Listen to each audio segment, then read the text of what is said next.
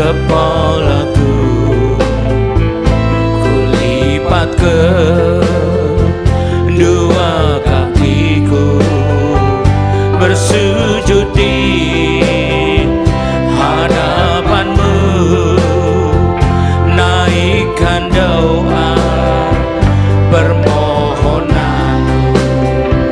Kau melihat Tuhan dari surga, betapa kami menderita. Jangan biarkan kami putus asa hadapi hidup yang sengsara.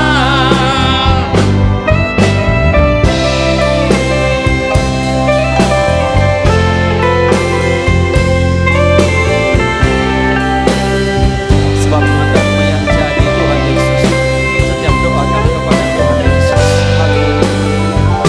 Kepadamu, ya Tuhanku, Yesus Kristus penolongku, padamulah ku berharap untuk mendapatkan belas kasihan-Mu. Ku minta ya Tuhan, perintahkanlah untuk meneduhkan badai kehidupan. Lepaskan kami dari penderitaan dan beri hidup yang penuh pengharapan. Lepaskan kami dari penderitaan dan beri hidup yang penuh kedamaian. Lepaskan kami dari penderitaan dan beri hidup yang penuh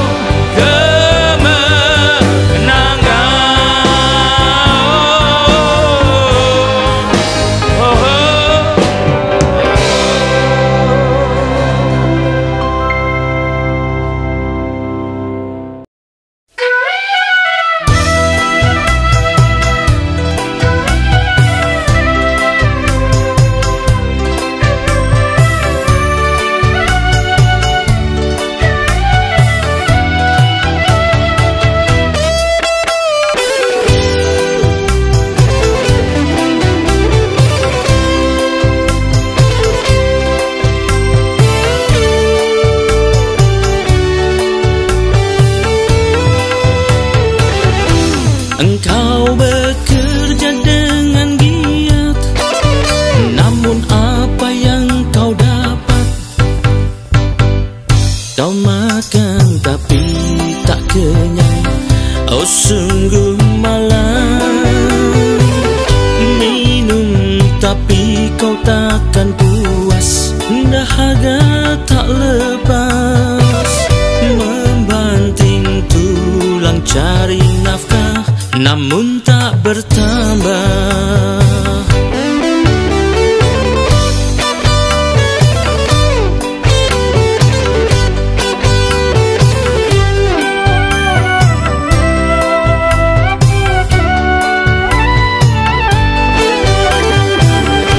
Kau mengharap dapatkan banyak, namun selalu kau terhenyak.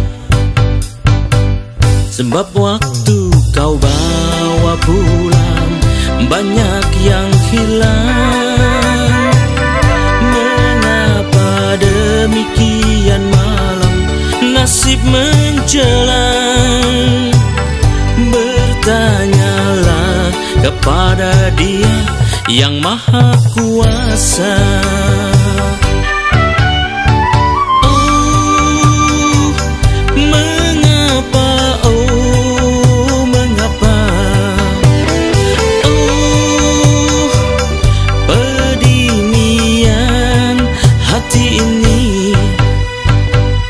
Tapi dengarlah kawan, apa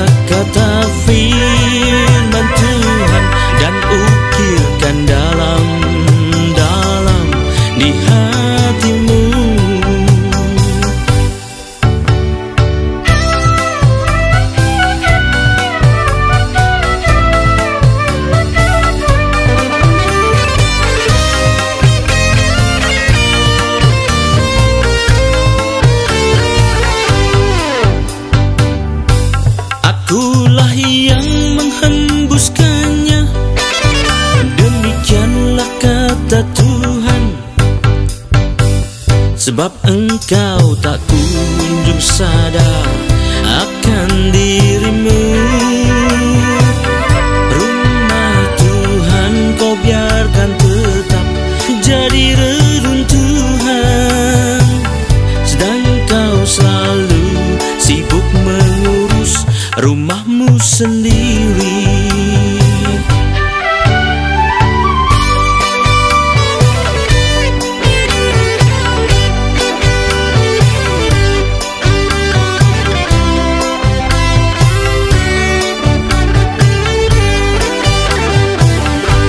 Apakah arti rumah Tuhan?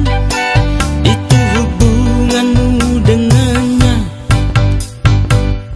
Dan apa arti rumahmu? Itu hidup manusiawimu. Haruslah kau naik ke gunung dan bawa kayumu untuk membangun rumah Tuhan di atas sana. Oh, lihatlah dan buktikanlah. Oh, bila kau taat lakukannya, Dia akan berkenan dan menyatakan kemuliaannya. Maka hidupmu penuh berkat berkelimpahan.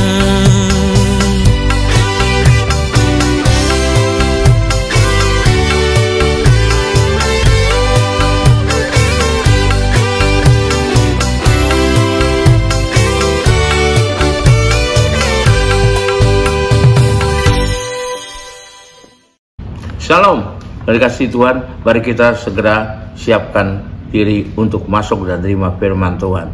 Karena itu kita perlu berdoa terlebih dulu. Mari kita berdoa. Terima kasih Tuhan, kami umat-Mu siap menyambut firman-Mu.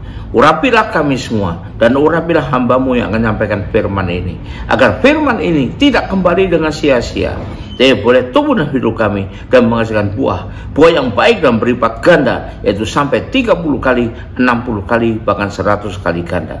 Dan ya Tuhan, berikan pada kami semua urapan khusus daripada-Mu, yaitu urapan roh hikmat dan wahyu, agar kami boleh menangkap dan mengerti maksud dan isi firman-Mu ini dengan baik dan benar. Terima kasih Tuhan, kami siap sambut firman-Mu ini hanya dalam satu nama yang berkuasa, yaitu nama-Mu, Tuhan Yesus Kristus. Haleluya, amin. Nah, sekali lagi shalom dan kasih Tuhan. Mari kita persiapkan diri kita untuk masuk dalam firman Tuhan. Tema dari firman Tuhan pada saat ini saya pilihkan bertemakan orang yang bijaksana. Nah, menjadi orang yang bijaksana adalah suatu yang baik sekali loh ya. Banyak yang mengaguminya ya, tapi Tuhan akan melihat bagaimana kualitas kehidupan yang sesungguhnya ya. Baru Tuhan akan bisa menentukan berkenan atau tidak pada kita. Meskipun misalnya seorang itu bisa mengerjakan pekerjaan yang bisa dikagumi orang, tapi kalau Tuhan tidak berkenan padanya, akan percuma saja jadinya. Jadi kalau bijaksana jangan lupa, bijaksana di mata manusia, tapi harus kita berkenan kepada Tuhan. Karena itu perlu juga kita bisa menjadi orang yang bijaksana oleh manusia, juga orang benar dan berkenan pada Tuhan, maka kita akan menjadi melihat perbuatan Allah yang dahsyat dalam kehidupan kita. Lalu bagaimanakah tentang orang yang bijaksana itu? Yang pertama, kalau kita mau tahu, yaitu bicara firman Tuhan, yaitu orang yang bersedia ditegur dan diberitahu atau diajari oleh Tuhan, terutama ya. Bisa juga Tuhan nyuruh orang untuk ngajari, beritahu bisa, tapi yang penting dia mau diberitahu, mau diajari. Nah, itu adalah poin pertama. Mari kita lihat Ayub 5 ayat 17.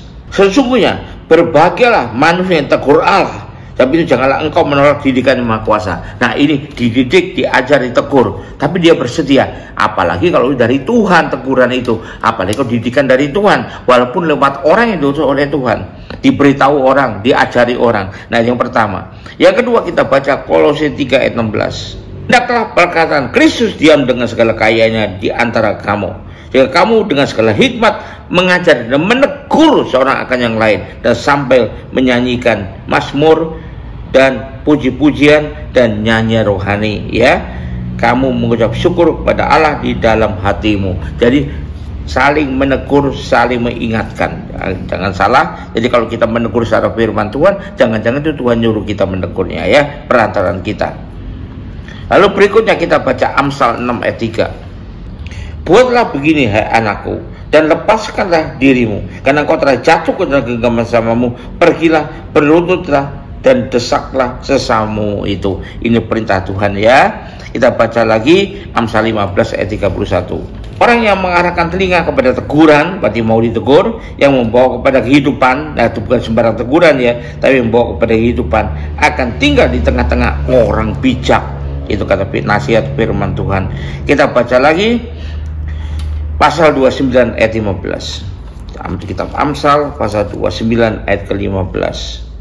Tongkat dan teguran akan mendatangkan hikmat, tapi anaknya dibiarkan mempermalukan ibunya. Jadi makin mengasihi, akan makin banyak tongkat dan teguran ini diberikan kalau kita belum sempurna.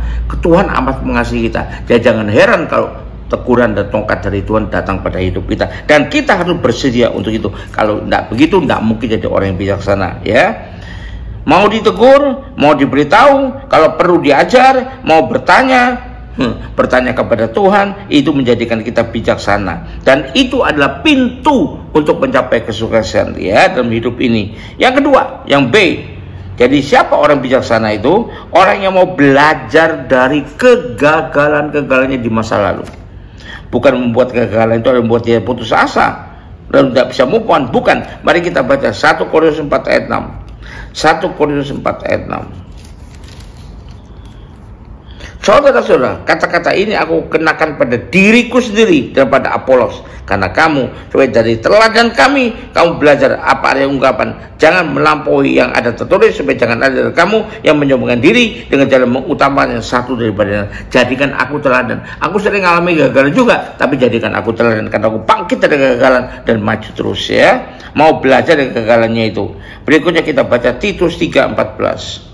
Dan biarlah orang-orang kita juga belajar melakukan pekerjaan baik untuk dapat memenuhi kehidupan yang kokoh, supaya hidup mereka jangan tidak berbuah. Kalau dulu gagal berbuah, maju terus hingga akhirnya menghasilkan buah, ya. Belajar bagaimana yang lebih baik. Berikutnya kita baca Filipi 4 ayat 11. Ku katakan ini bukanlah karena kekurangan, ya. Arti dia juga kekurangan, ya. Sebab aku telah belajar mencukupkan diri dalam segala keadaan. Gak cukup, mencukupkan diri artinya sebetulnya gak cukup, tapi dia mau belajar kegagalan untuk mencukupkan diri untuk bisa maju, ya. Ini yang berikutnya. Terakhir kita baca di kitab Yesaya 26 ayat 9. Dengan segenap jiwa aku mencari engkau pada waktu malam, juga dengan sepenuh hati aku mencari engkau pada waktu pagi. Dan bila engkau datang menghakimi bumi, maka penduduk dunia akan belajar apa yang benar, ya. Belajar dari kegagalan masa lalu. Kegagalan itu, saudara, tidak membuat kita harusnya, tidak membuat kita putus asa. Kalau kita orang bijaksana, tidak akan membuat dia putus asa. Walaupun ada juga kegagalan di masa lalu dan gak bisa move on lagi, misalnya, tapi justru buat dia jadi pelajaran, dan itu akan mendatangkan keberhasilan di periode mendatang bila betul-betul dilakukan dengan baik, dan itu semua bisa diraihnya. Jadi jadikan kegagalan itu pelajaran untuk melangkah ke depan, jangan berhenti di situ, ya. Belajar dari kegagalan itu. Itu yang kedua. Yang ketiga, orang yang bijaksana adalah orang yang selalu mengandalkan Tuhan, ya.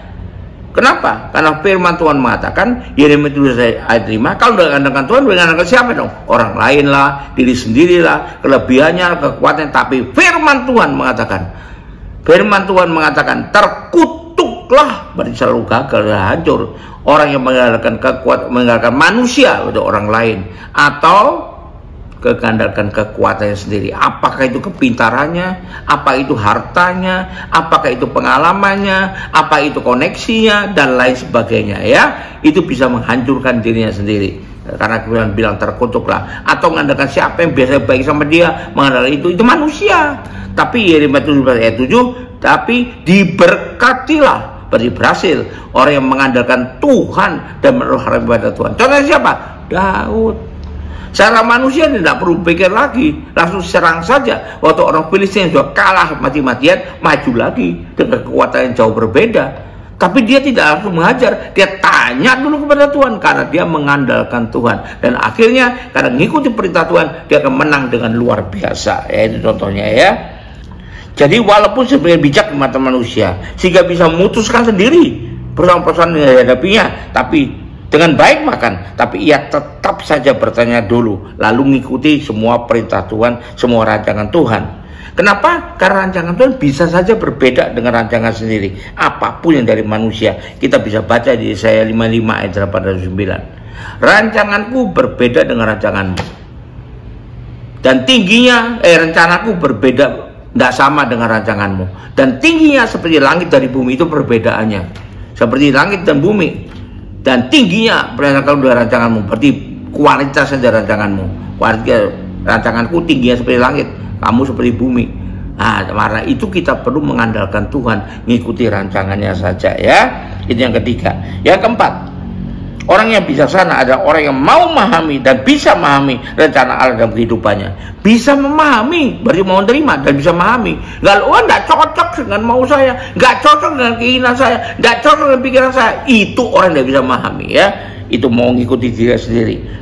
Kalau kita mau mengikuti rencana Allah, terpanggil dalam rencana Allah, maka dikatakan tuh Roma 8:28, kita tahu sekarang bahwa Tuhan turut bekerja dalam segala sesuatu untuk mendatangkan kebaikan bagi orang yang masih dia yang terpanggil dan mengikuti rencananya ya. Lalu kita baca lagi 1 Petrus 1 ayat 2, yaitu orang-orang yang dipilih sesuai dengan rencana Allah, bukan rencana kita, Bapa kita yang dikuduskan oleh Roh, supaya taat kepada Yesus Kristus dan menerima percikan darahnya. Kiranya kasih karunia dan damai sejahtera makin melimpah atas kamu keberhasilan ya. Terakhir kita baca Mika 4 ayat 12, yaitu yang berlawanan ya. Jadi ini berlawanan, jangan ditiru. Mika 4 ayat 12 ini suatu contoh yang berlawan dengan apa yang harus kita lakukan. Mika 4 ayat 12. Sekali lagi firman Tuhan mengatakan yang berlawanan itu. Nah, ini ayat 11 bukan 12. Bagaimana tidak aku akan sayang pada Niniwe, pada Tuhan sayang kota yang besar itu, yang berpenduduk lebih dari 120.000 orang, yang semuanya tak tahu membedakan tangan kanan dari tangan kiri dengan tenaga yang banyak. Nah, ini kalau tidak tahu membedakan repot ini ya. Tapi biarlah kita mengikuti saja apa kata Tuhan. Itu yang berikutnya ya. Jadi orang yang tidak memahami rencana Allah dalam hidupnya akan menjadi orang yang menjalani hidup ini sesuai dengan kehendaknya sendiri, bahkan bisa semau-maunya. Jadi tak mungkin jadi orang bijaksana. Bila kita mencari rencana Tuhan dan bergaul dekat dengannya, maka kuasa Roh Kudus memungkinkan kita untuk peka pada rencana Allah dan bisa memahaminya. Juga lewat firman Tuhan yang dikuasai dengan baik. Itulah orang bijaksana dasarnya. Yang keempat, yang kelima, yaitu orang bijaksana adalah orang yang hidupnya penuh dalam kasih ya. Hidupnya penuh dengan kasih atau hidup di dalam kasih. Karena firman Tuhan mengatakan ini termasuk pada sesama manusia. Firman Tuhan di kitab Matius ayat pasal 22 ayat 39-40 mengatakan, pasal 39-40, dan hukum yang kedua yang sampai dengan itu ialah kasihlah sesama manusia seperti dirimu sendiri. Pada kedua hukum inilah tergantung seluruh hukum Taurat dan kitab para nabi ya. Lalu kita baca 1 Korintus 13 ayat 13. Demikianlah tinggal ketiga hal ini, yaitu iman, pengharapan, dan kasih. Dan yang paling besar di antara ialah kasih. Maka perlu untuk hidup dalam kasih ya. Kita baca lagi pasal 14 ayat 1. Kejarlah kasih itu dan usahakan dirimu berkaruniakan roh, terutama karunia untuk bernubuat dan seterusnya ya. Lalu kita baca pasal 13 ayat 1-3. Sekalipun aku dapat berkata-kata dengan semua bahasa manusia dan bahasa malaikat, tapi jika aku tidak punya kasih, aku sama dengan gong yang berkumandang dan canang yang bergemelincing. Artinya tidak ada gunanya sama sekali. Sekalipun aku punya karunia bernubuat, aku mengetahui segala rahasia dan memiliki seluruh pengetahuan, sekalipun aku memiliki iman yang sempurna minta ke gunung, tapi jika aku tidak punya kasih, aku sama sekali tidak berguna. Dan sekalipun aku membagi-bagikan segala sesuatu yang ada padaku, bahkan menyerahkan tubuh dibakar, tapi jika aku tidak punya kasih, sedikit pun tidak ada faedahnya bagiku. Nah, itulah ya yang perlu dilakukan. Apa itu? Artinya dia tahu dan paham betul bahwa kasih itu adalah yang terbaik, usul yang terbaik. Kasih itu kalau dalam dirinya ada dikehendaki oleh Tuhan, dan itu menghasilkan yang terbaik bagi dirinya. Jadi apa kesimpulannya? Itulah kalau kita mau jadi orang yang bijaksana di hadapan Tuhan, ya. Yang pertama tadi katakan apa? Selalu bersedia untuk ditegur dan diberitahu, untuk diajari, terutama oleh Tuhan. Dan orang itu diutus oleh Tuhan. Yang kedua, orang yang mau belajar dari kegagalannya, bukan putus asa lalu nggak bisa move on, bukan, tapi mau belajar dari kegagalan untuk menggunakan itu untuk langkah maju ke depan. Yang ketiga, orang yang selalu mengandalkan Tuhan. Walaupun dia pintar, dia kuat, dia punya kuasa, dia punya tempat-tempat yang hebat, tapi dia tetap mendahulukan Tuhan, pendapat Tuhan, rencana Tuhan, perintah Tuhan. Yang keempat, yaitu orang yang memahami rencana Allah dalam hidupnya, ya. Kenapa? Karena dia peka, ya. Karena dia bergaul dekat dengan Tuhan, juga lewat firman Tuhan yang dikuasai dengan baik. Dia bisa memahami dan dia mau menuruti. Yang terakhir, orang yang hidupnya dalam kasih. Haleluya, puji Tuhan. Mari kita akhiri ibadah ini dengan terima berkat dari Tuhan. Angkat dua tanganmu dan terima berkat Tuhan. Kembalilah ke aktivitas masing-masing dengan berkat yang terbaik dari Allah Bapa di surga. Dengan kasih karunia dan damai sejahtera dari Tuhan kita Yesus Kristus, juga dengan persekutuan, pertolongan, penghiburan, kekuatan, dan terutama urapan yang penuh dengan Roh Kudus yang memampukan kita menjadi orang yang bijaksana dalam Tuhan. Dan itulah kiranya menyertai kita mulai saat ini sampai sepanjang tahun ini, sampai Maranatha, bahkan sampai selama-lamanya. Haleluya, puji Tuhan, amin. Sampai jumpa, Tuhan berkati.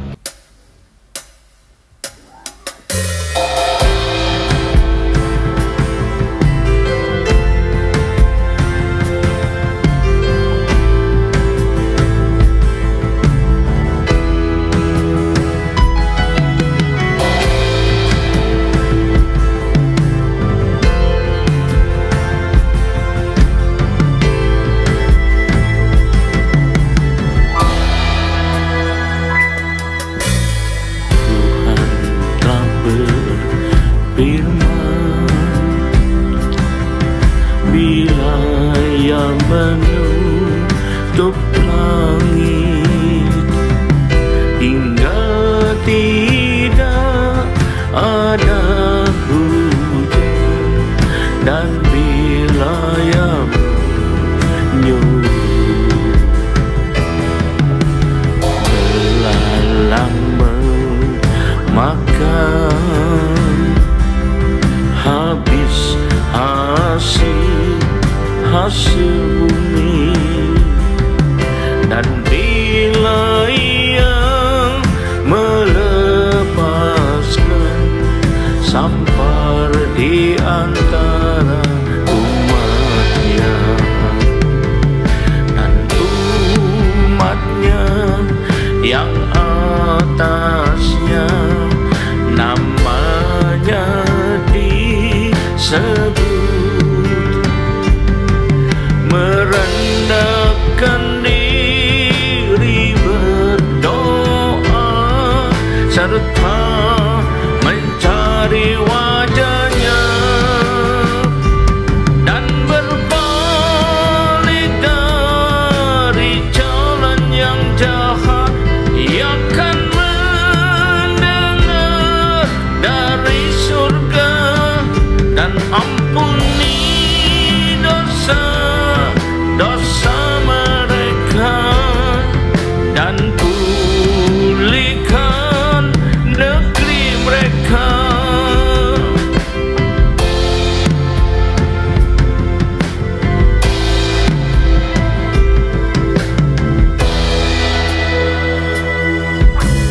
Tuhan telah berfirman, bila ia menutup langit hingga tidak ada hujan, dan bila ia menyuruh belalang memakan habis hasil bumi, dan bila ia melepaskan sampar di antara umatnya, umatnya yang atasnya namanya disebut, merendahkan diri berdoa serta mencari wajahnya dan berpaling dari jalan yang jahat.